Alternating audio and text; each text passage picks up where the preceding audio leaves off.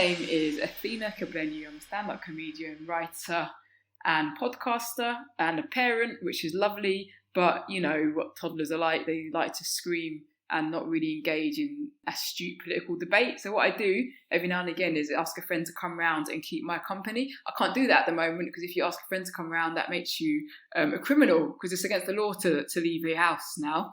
So what I've done is I've hooked somebody up with a online recording thing who is a friend of mine, and we're going to keep each other's virtual company. So unfortunately there's no plantain, there's no hospitality, no coffee, no you don't get to see my conservatory, Shaherah, so I'm very sorry, we'll have to do this again in person. All good, it's all good.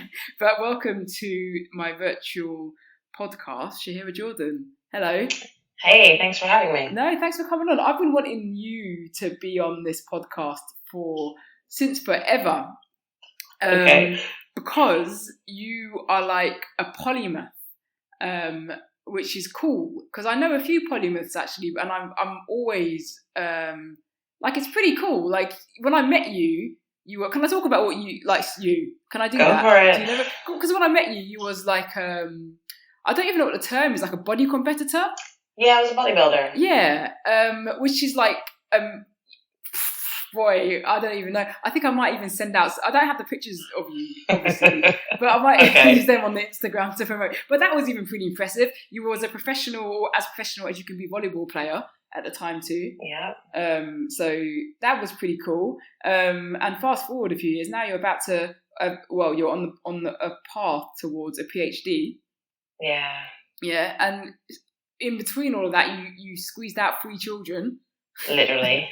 Yeah. 3 children, and then there's other stuff. So I don't know really. This isn't going to be a chat. This is just going to be. I want you to tell me where you find the time to squeeze so much activity into your life, and why. Why don't you just chill out, man? Stop making us look bad.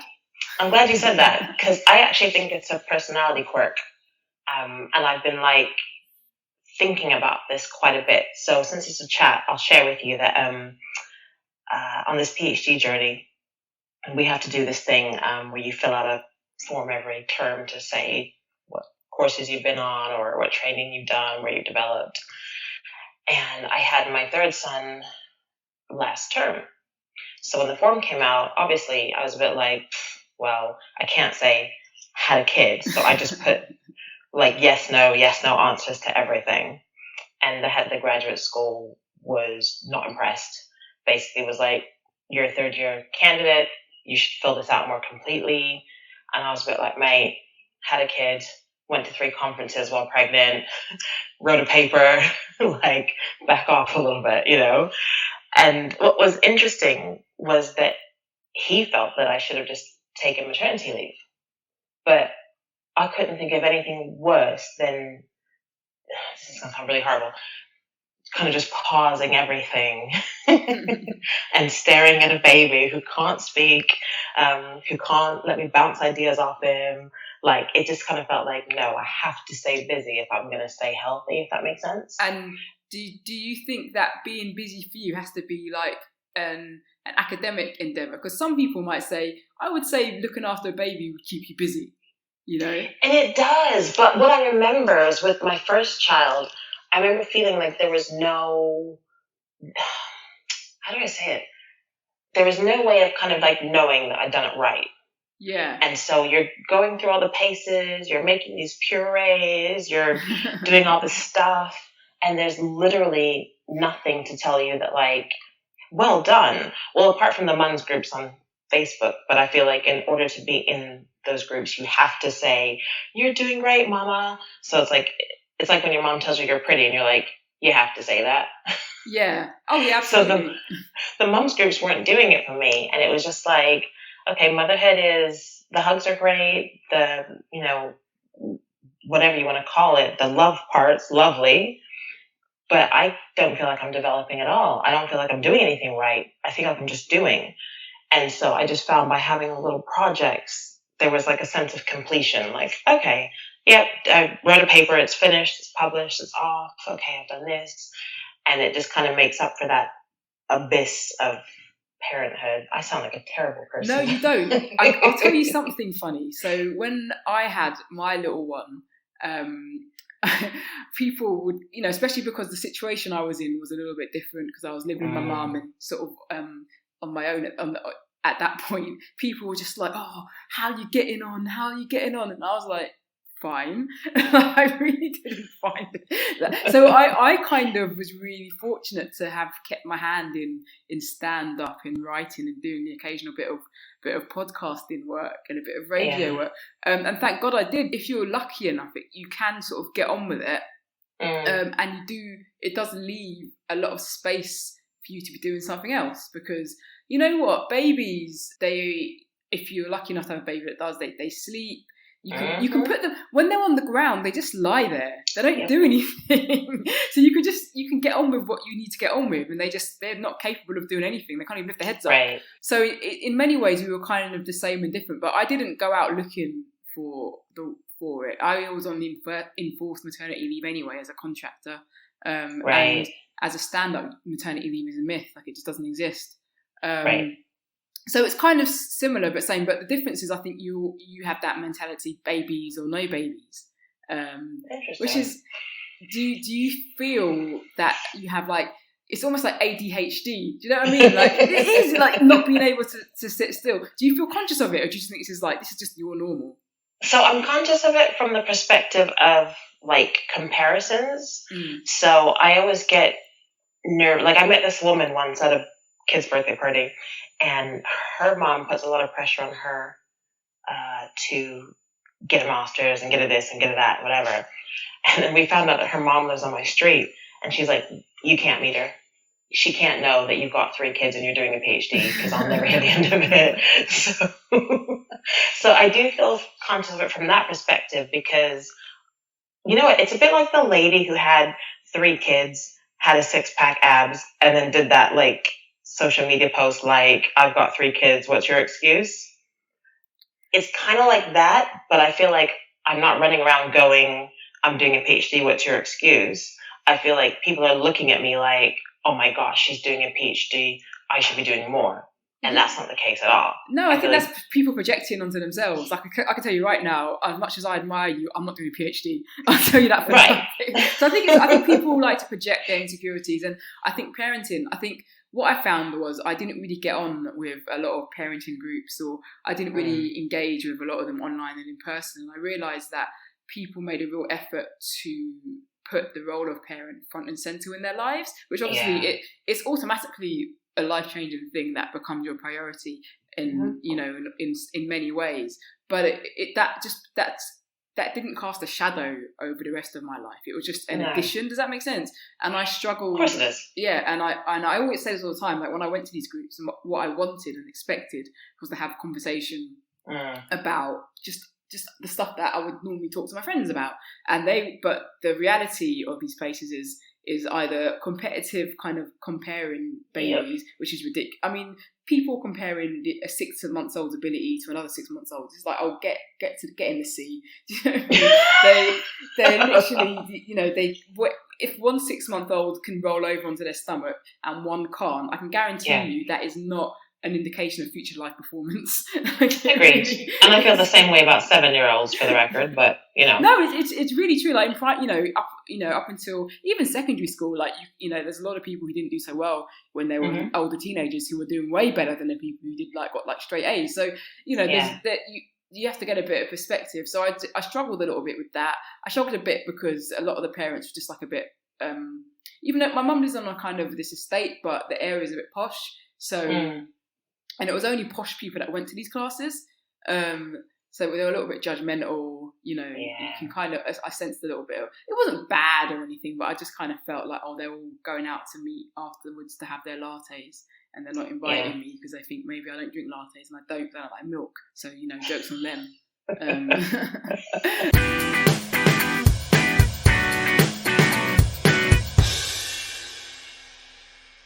The other thing about you is you're super random.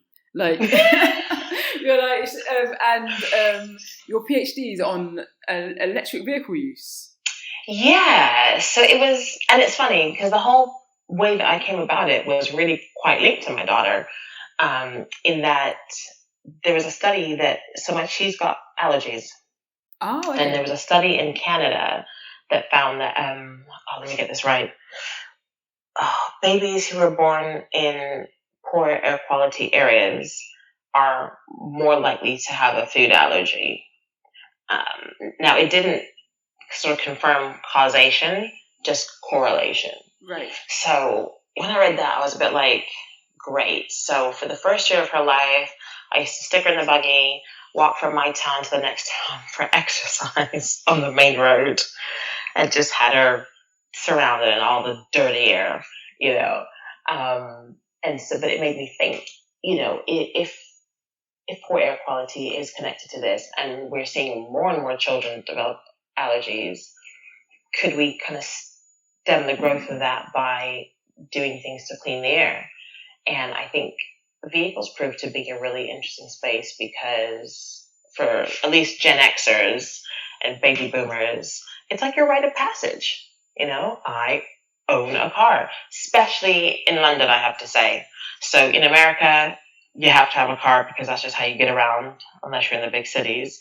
But in London, you know, a car is kind of like a luxury, but it's also symbolic that you're really grown.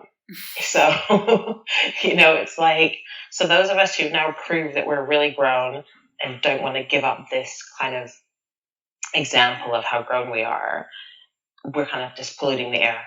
You know, why is it so hard to move from one type of engine to another? So I started looking into some of the barriers and motivators to electric vehicle adoption in London. Yeah, that's just how it came about. Well, it's funny because I've talked about this briefly in another episode of my podcast, because my other half has an electric car, and watching him faff about with it makes me think, nah, I think I'll wait. it's just I mean, he's actually a hybrid, so at least I could give you an example. Today he has a parking space where he works, so he can charge his car at home, drive to work, charge it, and drive home. Right, simple. Right. Today drives to work. Some motherfuckers in his parking space, so he can't charge his car, and there's no charge point to take it. And I just thought, if he didn't have petrol in his car would be stuck there. So, and basically every electric cars or a faff story I have is, there's no charging point where it's needed. Basically, that's the moral of all the stories that I have. We do something, and it ends up with us saying, "Thank goodness that it's a hybrid. Otherwise, we'd be stuck." And I think that's a real shame because that's the thing that we have to battle, I guess, with electric car usage, because you fill up your car with petrol, you go from petrol station to petrol station, and that's fine. And that's how we want to drive. We just want to fill up and go at our convenience. Yeah, I mean, I will say that since this study, I've actually flipped back and forth a number of times on whether or not we're going to invest in one. And I dare say that the current COVID-19 situation is kind of made me flip again, if that makes sense. But it's tough because someone asked about this the other day, and I was saying, you know, this is about Westerners always doing too much. End of. Yeah. The air quality, all of that. If everyone just learned to kind of like rein it in a little bit, drive when you need to, don't take the mickey, things wouldn't be as bad as they are. And even if we all move to electric vehicles, everyone's going to be jamming the charging points, overcharging when they don't need to overcharge. It's just Western behavior. So unfortunately, the problem with trying to find a solution is that we need to get to the crux of our behaviors first before bringing in interventions, because we're just selfish as hell. I would even go one step further and say it's not just Western behaviours, it's urbanised behaviour, because True. You see this in pretty much any industrialised city or country. And you're absolutely right. We're always looking for solutions that mean we don't have to change our lifestyles whatsoever. Yes. It's like, actually, you're going to have to change your lifestyles, mate. You're going to have to stop driving your kids to school. But what's really cool now is that with this, obviously what's happening now is awful, but it's showing that all of the behaviours we were resisting before are actually behaviours you should adopt. For example, working from home. There's a lot of companies out there that would not let their staff work from home. Right. In fact, companies that I would often refuse to work for, because I would never take a job if they wouldn't let me work from home, because I needed to work from home so I could Skype off and do comedy, right? So I can say that now. But Right. I made out like it was a big moral point I was making about work-life culture. Really, it was because I needed to leave to drive to gigs. And the point was that a lot of people wouldn't approve of working from home, which has a massive impact on the environment, because people drive to work. For example, Yes. like outside of London, I don't think people realise car usage and how, like, most in London, if you have a car, you might use it on the weekends. Right. You know, outside of London, people drive every day. I used to work in Yep. Bedford, and people would drive to work every day. That was how they got there. So changing cultures and habits is really important. And all these people now who are told they can't work from home are now realising, oh, wait, hold on, like, we can work from home.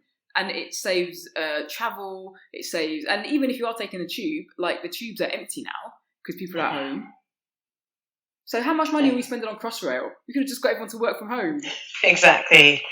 But it's like, so the reason why I harp on about Western selfishness, and it's funny because it ties in very much with this situation, and I've been wanting to rant about it for a while, is because, you know, there's this guy named Hofstadter who kind of looked at societies and measured them against different attributes, and one of those is individualism versus collectivism. And the UK has like the third highest score for individualism after the US and Australia. Surprise, surprise. Now, the reason why I'm pointing this out is because if we take that into account, we look at grocery shopping in the last couple of weeks, and my personal bugbear isn't the panic buying, it's the labeling of shoppers as selfish when they're trying to buy food. And I, like, every time I heard that term, I was getting so frustrated, because I'm like, every retailer in the UK has known that we're in an individualistic society. You've known we're selfish. You use all the behavior change tactics when we're buying online. You tell me that there's 3,000 other people looking at an item that I'm looking at to push me to buy the item. You're constantly throwing deals and promotions into my inbox. Like, you play on our individualism. You do it all the time. And now that I need food and I'm trying to get in to a shop to get food, you want to call me selfish? Doesn't work two ways. No, it's one or the other. Yeah, they create the monster. Exactly. And that's what had me mad, is like, because then when they start doing the whole, you know, don't panic, don't be selfish, then like other lay people start calling each other selfish. I'm like, can we all just calm down for a minute? It's the bottom of like Maslow's hierarchy of needs. It's food. If people were ready to like throw fists over a PlayStation on Black Friday, which, can I remind y'all, we don't even have Thanksgiving in the UK, right? If we're willing to fight over that nonsense, you don't think I'm going to throw a punch for some broccoli? Okay. So I'm like, you don't get to call me selfish right now.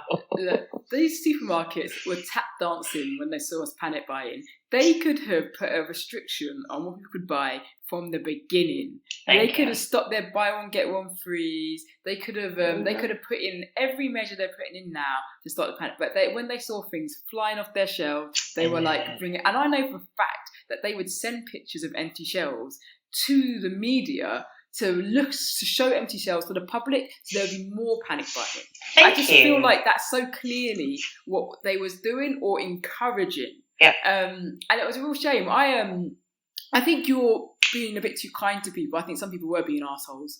Oh, don't get me wrong, they were. But if you take into account, like, first we had the normal set of people at home, and then we had slowly a shift from office work to home working. And as that shift grows bigger, there's more people able to get into a shop during the day. Like, it's just natural that the shops would get more full.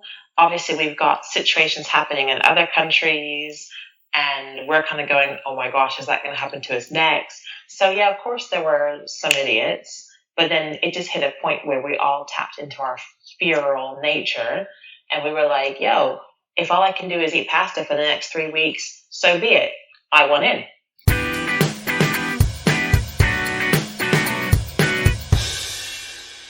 Are you an environmentalist? Ooh. I'm going to say no. Why no? Well, I love that you asked the tough questions. Because right now I'm still stuck on attitude and not behavior. So I think that my attitude is definitely in the right place of we need to be doing better. But my behaviors are still what I'd call, like, you know how you always say that cycling is like, what's the word you use for it? You always say like it's low level calorie expenditure or something like that. Low level calories, but like what? How do you mean?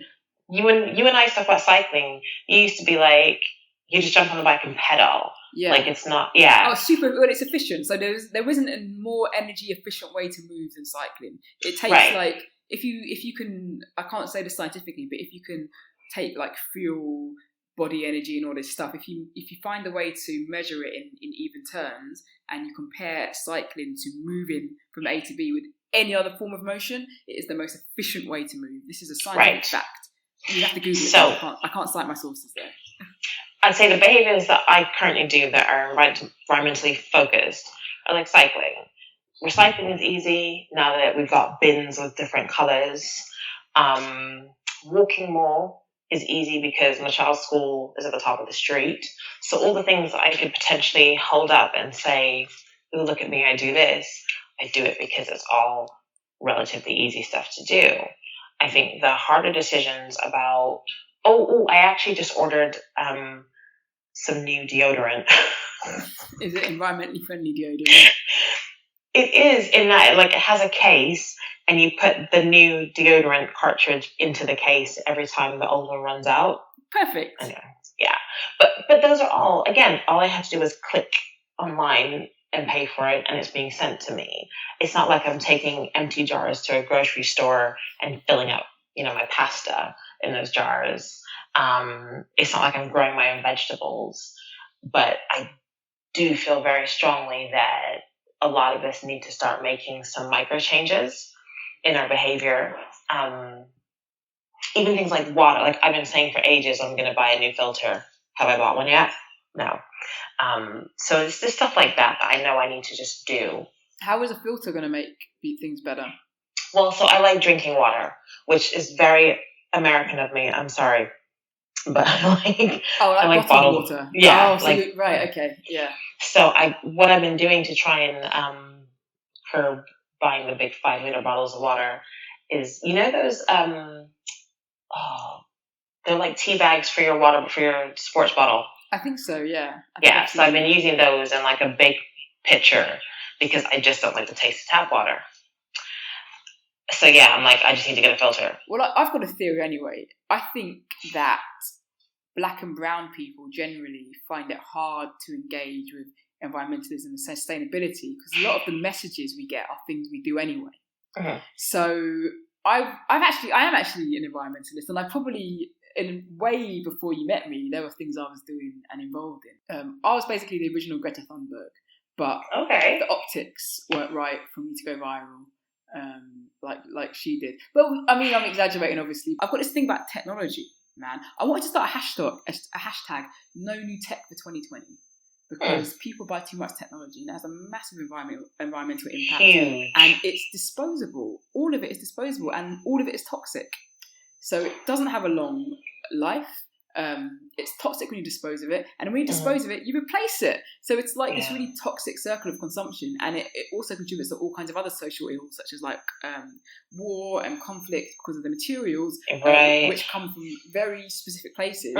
So those specific. Don't get me started. Well, exactly, and it's amazing how many people will be really vocal about the world and the kind of state it's in, but they'll have AirPods in their ears and Fitbits and Garmin's and wearable tech and iWatches, and you don't need any of it. None of this improves our quality of life at all. Some of it does, but most of it actually doesn't, and we know it doesn't because it all ends up in our drawers. And then we come across these things in the years to come, and we're like, oh, look, we're interested. So what's this thing called No New Tech for 2020? That didn't take off.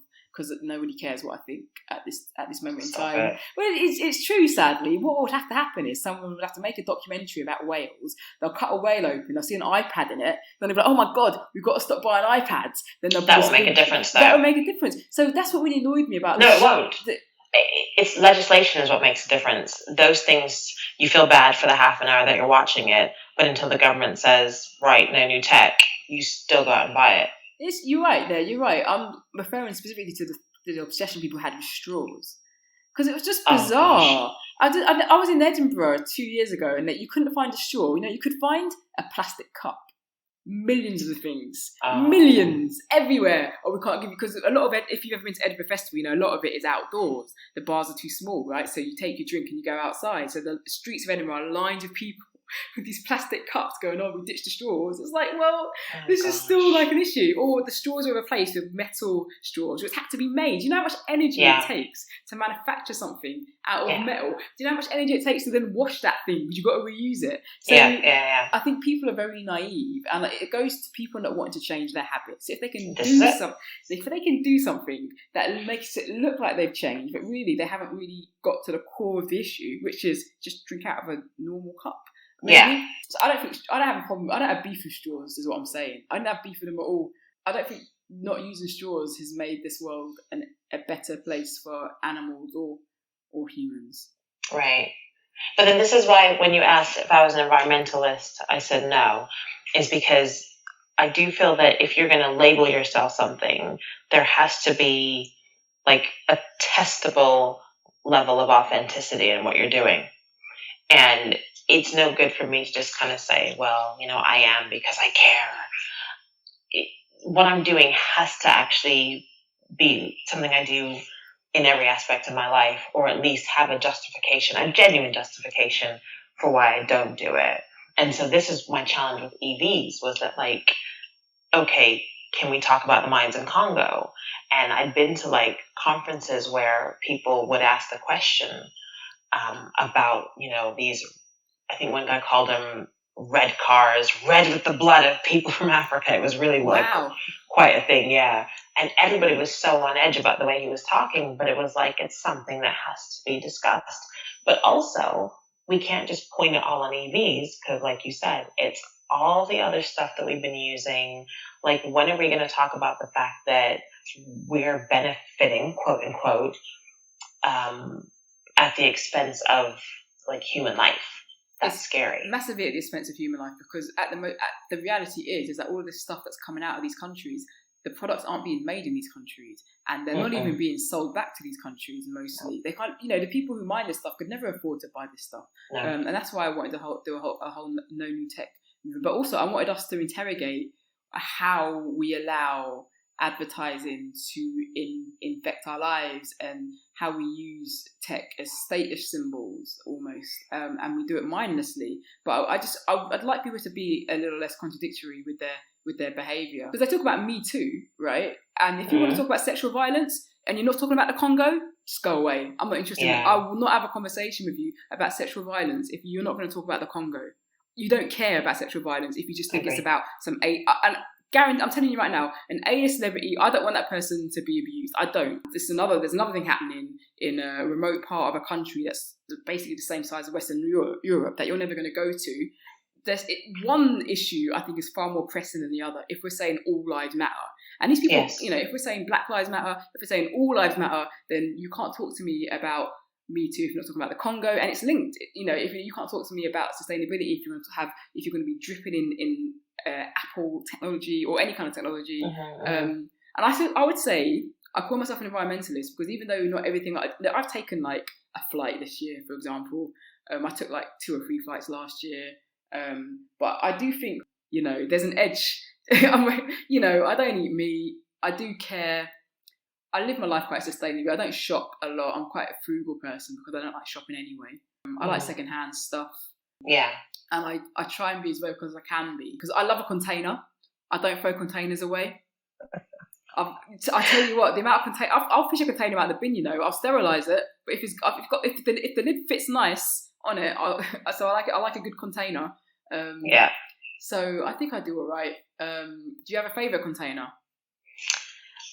Oh, I'm going to sound like capitalist, but the Pyrex dishes with the snap-on lids. Oh, they're good. Yeah, I Those have are one of my them. favorite at the moment. Yeah, they're really good because they're just. Well, Pyrex is great anyway because it's so Pyrex doesn't die, like it just, you have it forever. And mine is basically it's like a waterproof bit of Tupperware. I've had it for years. I take my lunch to work in it, or I used to take my lunch to work in it. Those are the days. I think I might eat my lunch out of it tomorrow just to be like, and For old time's sake. and because it's waterproof, what I'll do is I'll put my lunch in it and I'll put it in a bag and I'll shake it around just to get the satisfaction of opening it and have it not leaked everywhere. But that's my favourite container. It's my little it's a little soup container, but it's because it's big enough I could have my lunch.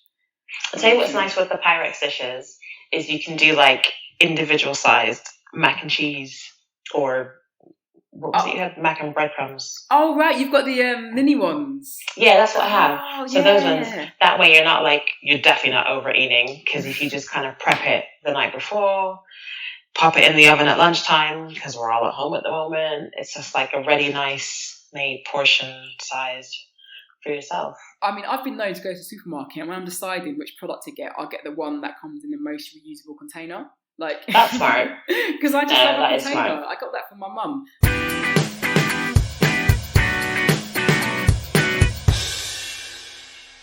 What I'm going to do is say to you, I'm not going to take up any more of your time because you have enough on your plate with your academic studies, and are you still working during the day as well, as in day job work?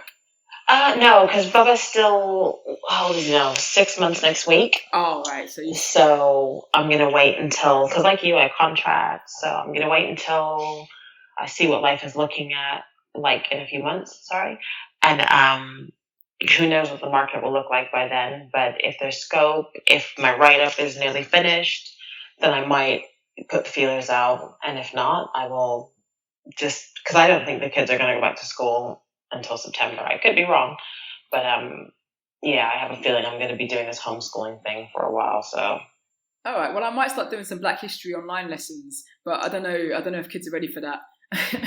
You'd be surprised. Like I said, the Christopher Columbus thing was really eye-opening for her, because she'd gone to school and it was all Christopher Columbus this, Christopher Columbus that, he's a great explorer.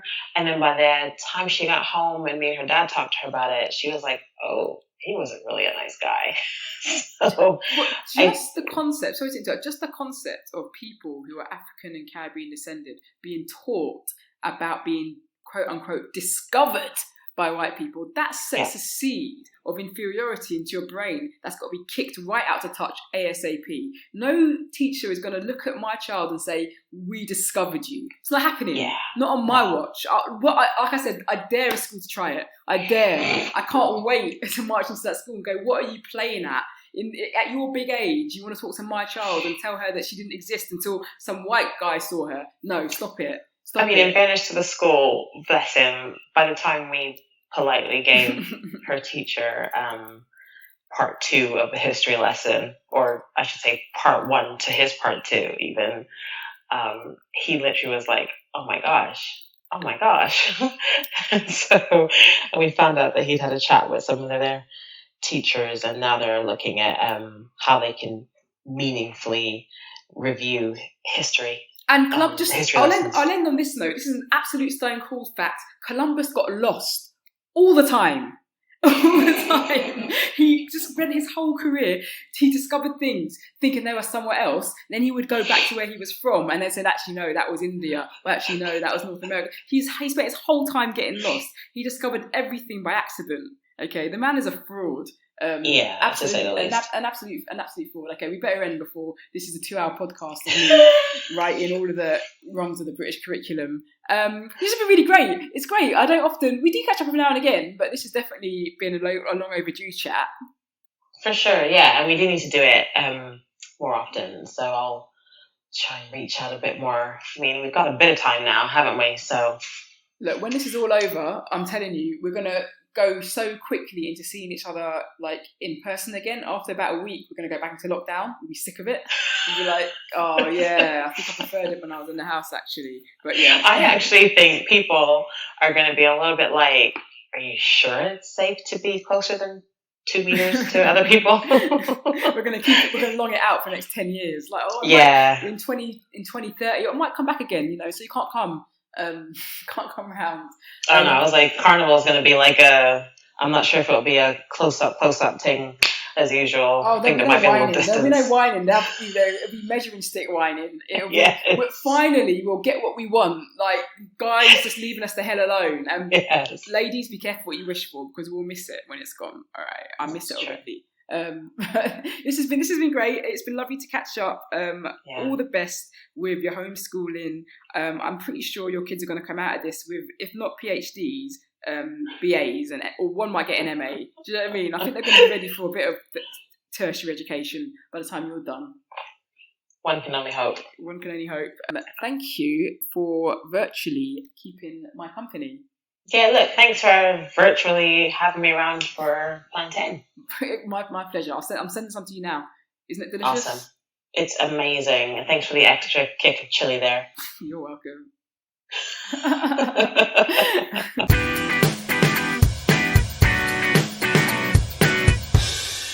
So that was my friend Shaherah Jordan, communications professional, ex-pro volleyball player, ex-bodybuilder, nutritionist. We didn't cover that, but she's into nutrition as well, and now soon to be fully fledged academic. She's got a lot on her plate, so I very much appreciate her finding the time to chat to me and keep my company. If you enjoyed this podcast, you can do what you normally do with a podcast that you like. You can share it, you can subscribe, you can put a comment somewhere, you can like it. I think you can like it, whatever podcast platform you do. There must be a like button somewhere. Come say hello. I use social media. I'm on Twitter, Instagram, Facebook. This has been the podcast. There's loads more in the archives. If you want to catch up, stay safe, keep washing your hands, and we'll catch up next time.